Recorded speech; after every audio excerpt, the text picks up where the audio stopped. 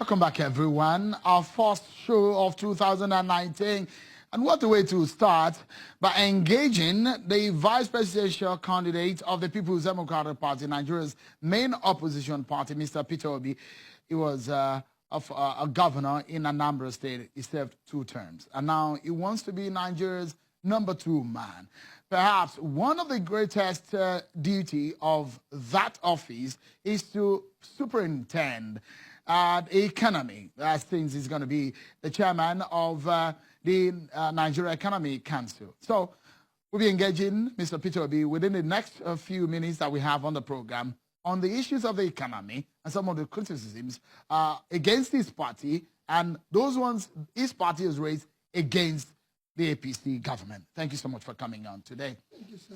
So we've been talking about all of these issues regarding the Nigerian economy, but this government has criticized the PDP, for example, the platform you are riding on, as though they've performed woefully in terms of the spendings on infrastructure. This government will tell you that they've spent over ₦1 trillion on infrastructure.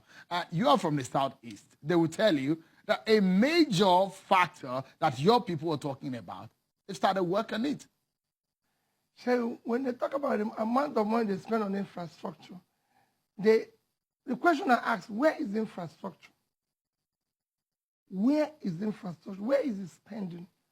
If I give you the amount this government have borrowed, the amount they've borrowed, in 3 years, you could see from debt management office, the borrowing have increased by 115%.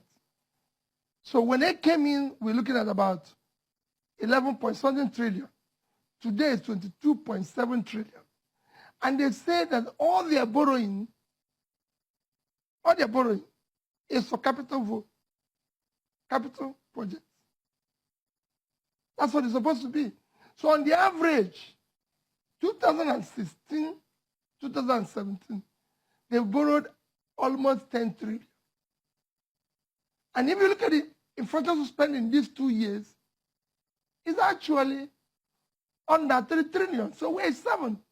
Are you talking about the FG borrowing, or you're talking about Nigeria's borrowing? Because state governments are borrowing also. You're talking about the federal government. I'm not starting about that figure, though. The 10 trillion you talked about. Federal government borrowing in the past 2 years is at least thrice the capital project expenditure.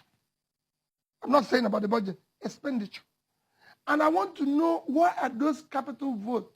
Where are those capital projects that have been executed? Have you, have you driven along the Lagos-Ibadan Expressway? No. Is that the only project?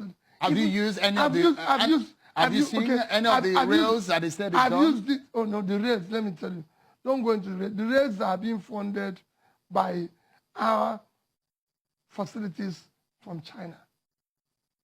Mainly, just like the airports that is being completed. The reason why you see the airport projects going on even without delay is because all the counterpart funding that was supposed to be paid to the loan were paid by PDP government. All? Quote me anywhere. But I mean, you might not be so right in some sense. You know why? All the airport projects was being financed from borrowing from China, and there's a counterpart funding which Jonathan's government paid. They generated, and this government concluded plans on it, isn't it? Concluded what? Jonathan government started. But this government... I said they've not put anything on it. The counterpart funding has been paid. It's been paid. Are you talking airports? What about the rails? Even the rails. There are 4 different rail projects that we know now. Are you aware? Which of them? The Lagos Ibadan. The rail, according to them, is almost in Ibadan. Can you go and look at the conception of those rails and the inputs in them and the amount of... I'm just telling you that the capital expenditure annually does not... Don't worry, say about this. I'm sure when the campaigns are going on, we'll discuss all these issues, and you'll see. I mean, the development experts around the world will say there's nothing wrong with borrowing.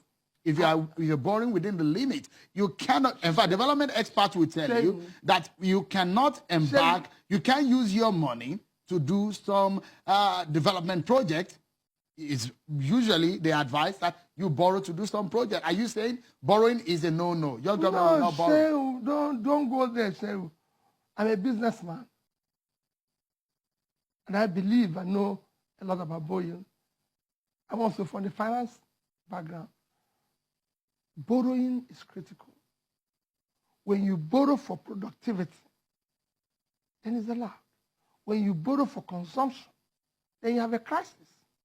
The reason why you are seeing IMF today, Shehu, in 2017, May 1, I spoke at the platform and I shouted and warned about our borrowing.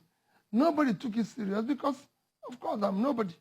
But today, IMF, World Bank, everybody is warning Nigeria against its borrowing. What would you do differently? What would your government, if you win the election, what would you do differently? If it must borrow, it must be clearly defined on the project that the borrowing is attached. And it must be followed, the program must be strictly followed to its conclusion. And it must be productive and contributed to the economy. Here we were borrowing, Shane. There's no country I know that I've studied where you're borrowing and your GDP or your value is going down. When this government came into being, our GDP was over $500 billion. Our per capita was about over $2,500. Today, it's gone down to about $380. Our per capita come about $1,900, and we have accumulated more debt. Look at our debt servicing today. Can you go and look at our debt servicing to our revenue? Don't look at our GDP. All right. There's nothing wrong in borrowing. So we have countries that have over-borrowed, even the countries that use, for example, like China and everything. Of course, China's debt to GDP is about 48%. All right. Ours is 20%. But where is the money? Okay. You can see where the Chinese one is spent. You can see where the Indonesian one is spent. Even in America, they have almost 100%. Mr. Obi, let's round up the conversation now because we're out of time. Now, in 30 seconds, if you can tell Nigerians the reason why they should vote your government, you're an economic expert. In 30 seconds, if you can tell Nigerians, what will be that major thing that is critical that you will resolve in 6 months should you win this election? Thank you. So that Nigeria can start working again, we'll tackle issue of power aggressively. How many megawatts are you promising? We're not going to promise 20 or 30. I can assure you that today, no investment has been done to that sector. No proper policy or program has been executed there. We will put in place what will at least show a very significant increase without putting any number to it. And Nigerians will see it. What we want to do is to move from policy formulation to program implementation. And it will be aggressive. And people will see it.